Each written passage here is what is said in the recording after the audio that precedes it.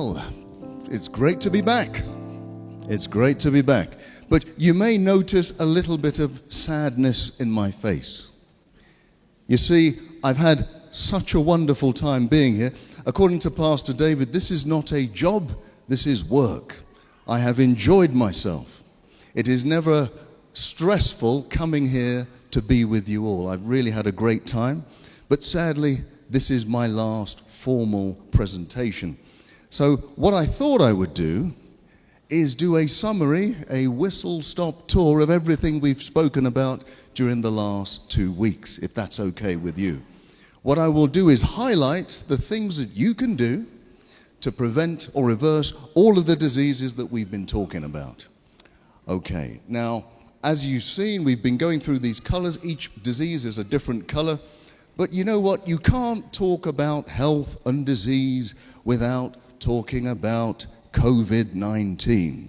Now, just in case you have not been on this planet for the last few years, is there anybody who has not heard of COVID-19? I don't see any hands. I'm sure there are no hands wherever you are watching. You see, COVID-19 took over the world for a while, right? But you know, right at the beginning, when the pandemic started, especially in England, we were looking over the water to Italy, and we were realizing that certain things were happening. In fact, the National Institute of Health told us that over 99% of the people who died from COVID-19 early in the pandemic had at least one underlying disease. Over 99%. If you didn't have an underlying disease, it was very rare or difficult for you to die from COVID-19. Now, what are these underlying diseases? Yes, indeed, they're the lifestyle diseases that we've been talking about for the last 2 weeks. Asthma, diabetes, hypertension, heart disease.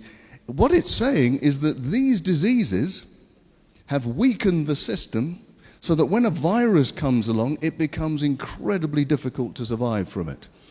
Let me give you an illustration. I think a lifestyle disease is a bit like having a bear stalking you in the distance. I don't know if anybody has had a bear stalking you in the distance. If it's far away, okay, you don't want it there, but it's not imminently behind me, so it's not going to kill me. And that's a bit like having a lifestyle disease. You can have diabetes, you don't want it, but you know what?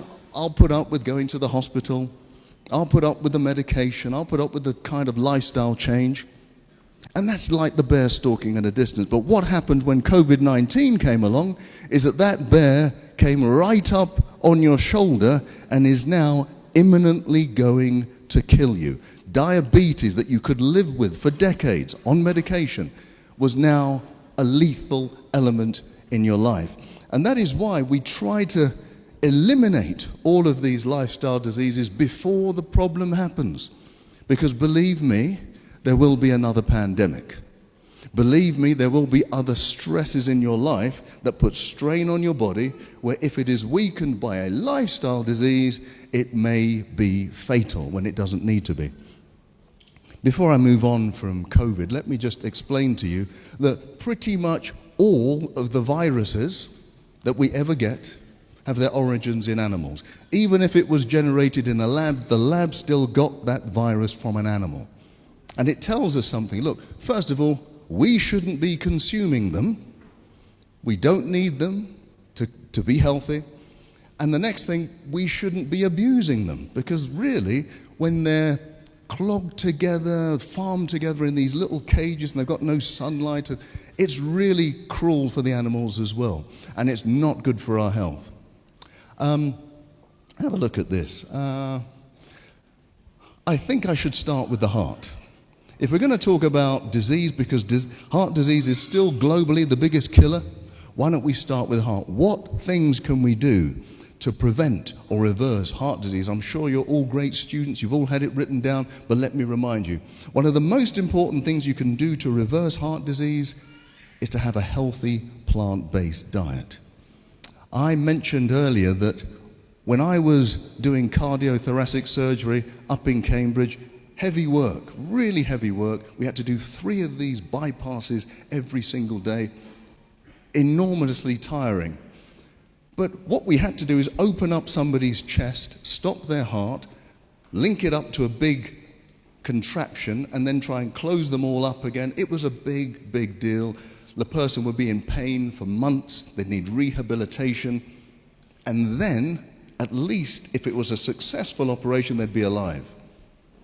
But evidence has shown us from years ago that just by changing your diet into a healthy plant-based diet, no meat, no milk, no refined sugar, those arteries that were closing down can now open up.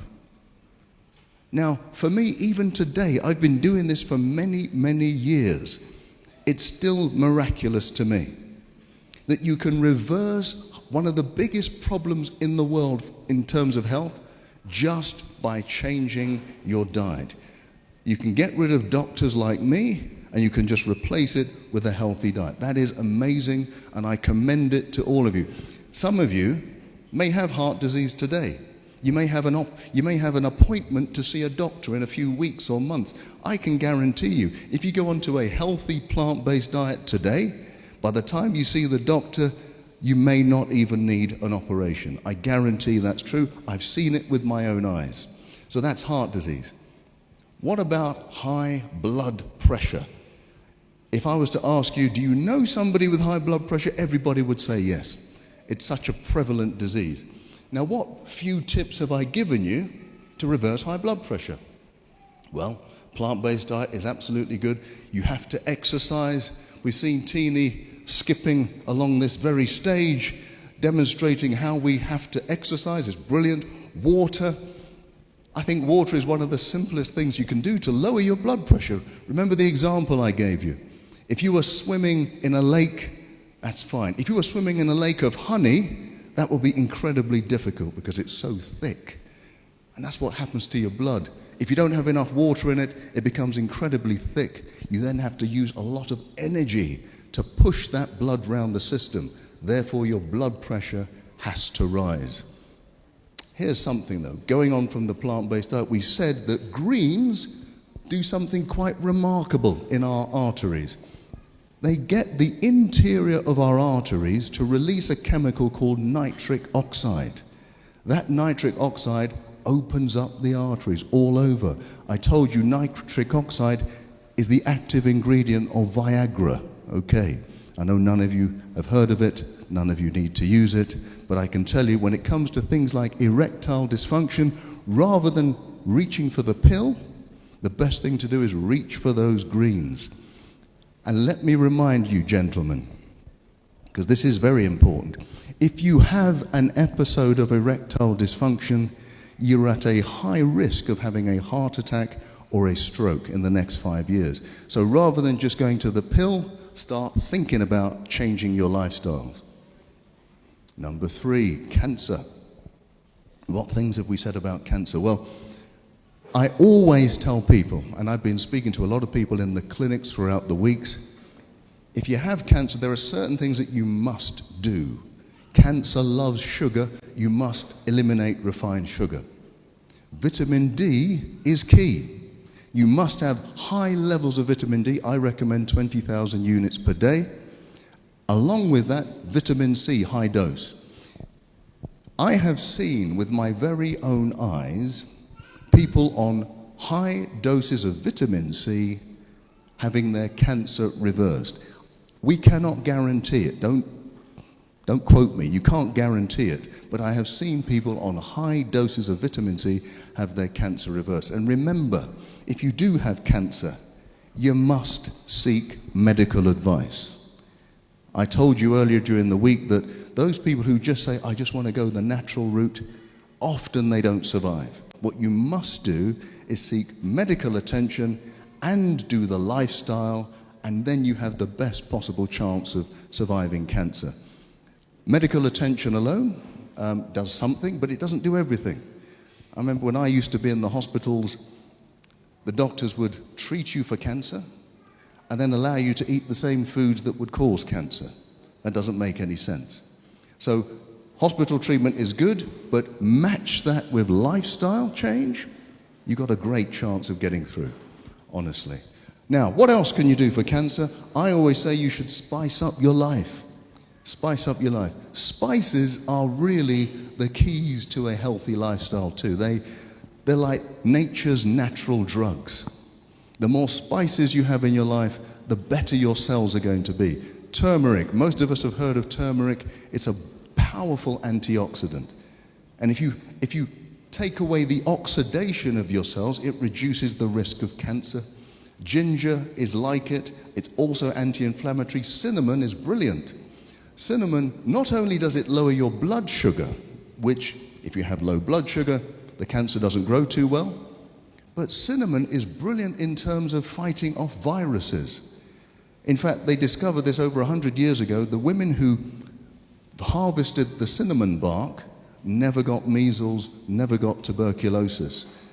And cinnamon, if you have anybody in your family who has any kind of viral illness, you give everyone in the household cinnamon, it's less likely that you'll get the infection.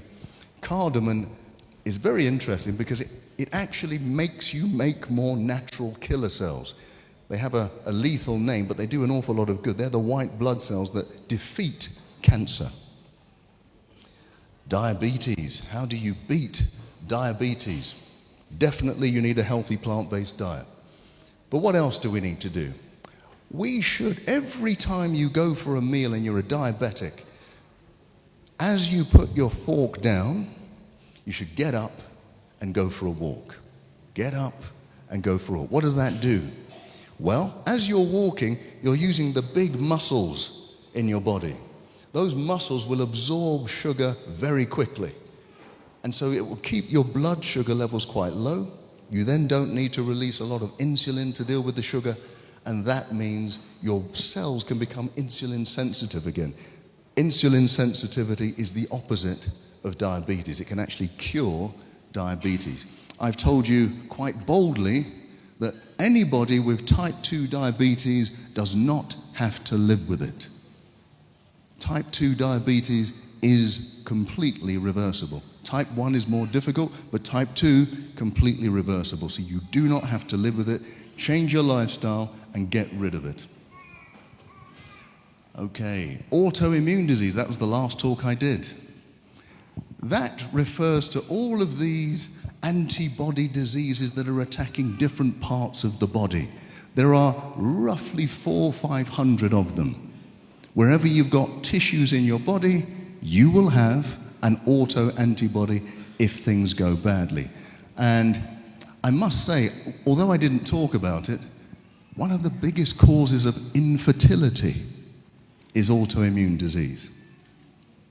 Now, I know people go to the hospital for IVF treatment, absolutely, but rarely do they get to the bottom of what is the problem.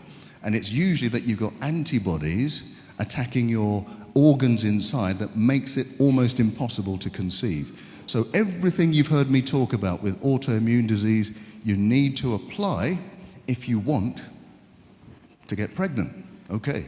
Now, you've seen my details. I'm hoping that in 9 months I'm going to get lots of communications of people telling me, yeah, we have a child. So it's possible, believe me. Now, some of the things, if you weren't here the other day, some of the big things that you need to do to get rid of autoimmune disease is get rid of milk, because milk is one of the key factors that generates these antibodies. Deal with stress. Make sure you avoid refined sugar. Have high doses of vitamin D. If you do that, you have a great, great chance. A bit like a little boy called Bart Simpson, don't have a cow man. Stay away from the milk. Okay. Now, this is increasingly a problem on this continent of Africa. Didn't used to be. You go back 50 years, there was very little obesity on this continent in Africa. Now, with all of the imports of Western culture, including Western food and Western lifestyle, we're getting exactly the same problems that they get in the West. How do we defeat it? I always say, get rid of the white stuff. This is not a racist statement, folks. This is not a racist statement. I'm saying get rid of the white rice, white flour, white pasta, and of course that white substance, sugar. You know, sugar, if you look at it from afar, it looks a bit like heroin. And by the way, it activates exactly the same parts of your brain for heroin addiction. That's why giving up sugar can become so difficult. But remember, I did give you some help in overcoming sugar addiction. Remember the Dr. Chitty method, named after some obscure doctor? You remember that? So for those of you who don't remember, let me tell you, when that donut is calling out your name, the worst thing you can do is say, I can't eat the donut. Because if you do that, your brain will just desire it even more. What you must do is say, I will eat the donut, but I'll eat it in half an hour. At the same time, eat yourself an apple. Now that apple will release sugar slowly into your bloodstream, slowly so that you don't get this insulin spike. And after half an hour, you'll have enough sugar in your system to overcome the desire for the donut. You're not looking convinced. If at the end of the half an hour you still want that donut, do the same thing again. At the end of the day, you may have eaten 5 apples. That's okay. That's your 5 a day, right? But even if you fall off the wagon, even if you succumb to the donut, I guarantee you will eat it less frequently than if you didn't try the Dr. Chitty method. What does Dr. Chitty stand for? Don't resist it, choose to have it, but delay it. Dr. Chitty, there you go. Now you'll remember my name, okay? That's the only reason why I did that for you. But seriously, sugar has been a serious business, especially on this continent. We used to be slaves for sugar, now we're slaves to sugar. We need to get rid of the sugar, absolutely. Now, we must not forget dementia. Okay, some of you understood what I was talking about. We must not forget dementia. Okay, I can hear one person, they've understood. Right, dementia, for me, is now one of the most feared diseases around. When I was younger, a younger doctor, it used to be cancer. But now dementia, losing your memory, losing your personality, nobody wants that. It's a fearful thing. The good news is, and there is good news about dementia, it is a lifestyle disease. It is not random. Now you may have seen studies to say, well, there's a genetic makeup. There is. There are genes for dementia. But there are people who have the gene for dementia who don't get dementia. There are people who don't have the gene for dementia who get dementia. The biggest factors are lifestyle factors. So for example, you will know that if you have high blood pressure, that's a risk for dementia.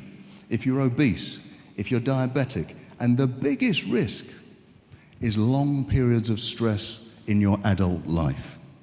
If you do not know how to manage stress in your adult life, that is the biggest risk factor for dementia.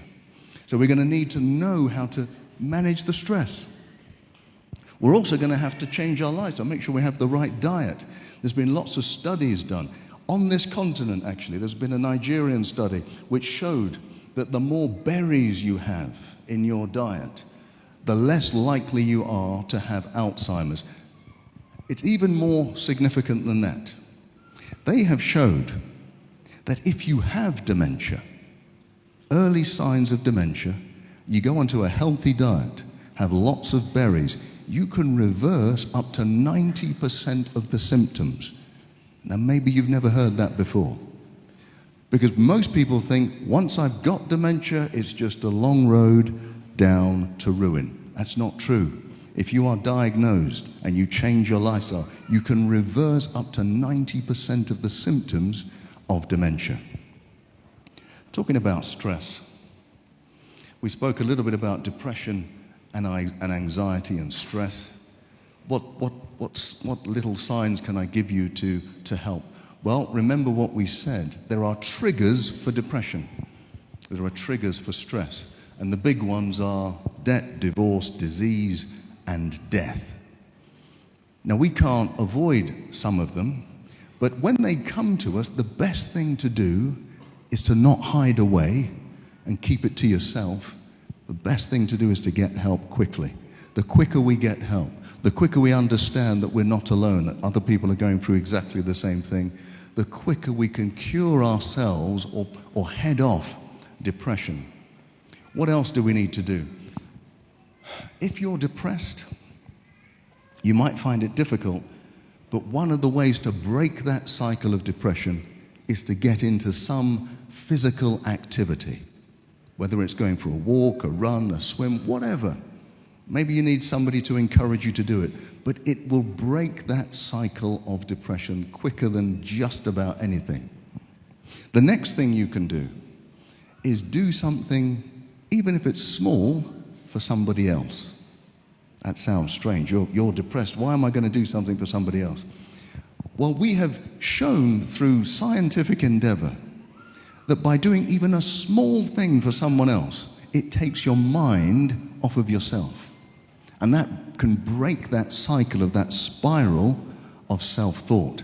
So the more you can do for somebody else, even if you don't feel like it, think of it as if you're doing something for yourself when you're doing something for somebody else.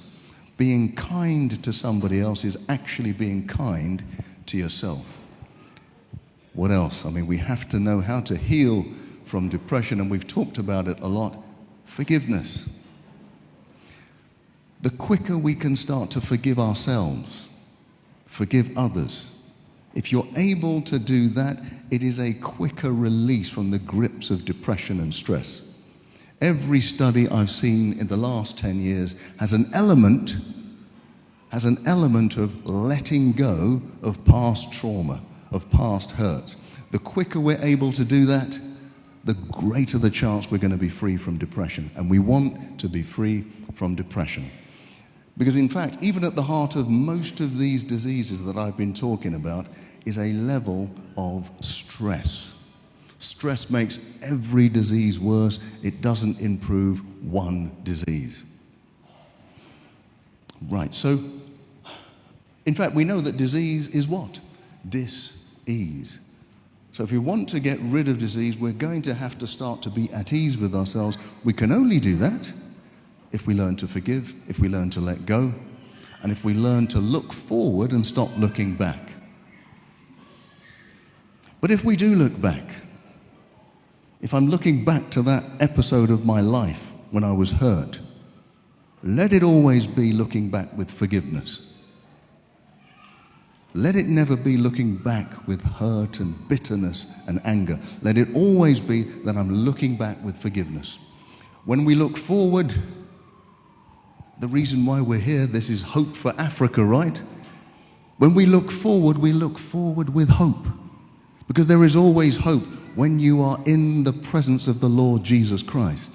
There is always hope. It doesn't matter where you find yourself. You could be in the darkest prison.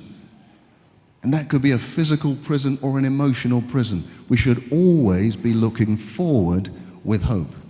When we look down, and by looking down, I'm telling you that there are people that are in need of your help, people who don't have quite as much as you. It may not be money, it may be just a smile, it may be some company, it may be anything. When we're looking down, may we always look down with compassion, because that compassion doesn't just help the person you're helping, it actually helps us too. And finally, the final place to look is to look up, and to look up with gratitude. Wherever we find ourselves to be, let's remember that God has got us here. He will get us out of wherever we are, and He has a great future in store for all of us. We should be full of hope. We should be full of gratitude, because we serve a mighty God. He will never leave us. He will never abandon us. It doesn't matter if everybody abandons us. He never will. Let's be grateful for that. This has been an absolute pleasure for me to be here, to be with you all, to be with my fellow colleagues and who have been sharing wonderful messages. And I'm very sad that this is my last time to be here. But what I do know is what we have done here and what we have left here is a massive hope for the whole continent. Wherever you're watching, whichever country, I know it's even beyond Africa, I'm going to leave you with hope. Whatever illness you find yourself in, there is always hope. There are certain diseases that we now know that we can cure, you don't have to live with. There is hope. You are viewing this, you are part of this wonderful church organization. Do you know this church is responsible for being pioneers of health globally throughout history. I would encourage you to remember that you are children, men and women, of hope. I look forward to seeing you again one day, if not here, in the earth made new and in heaven. Amen.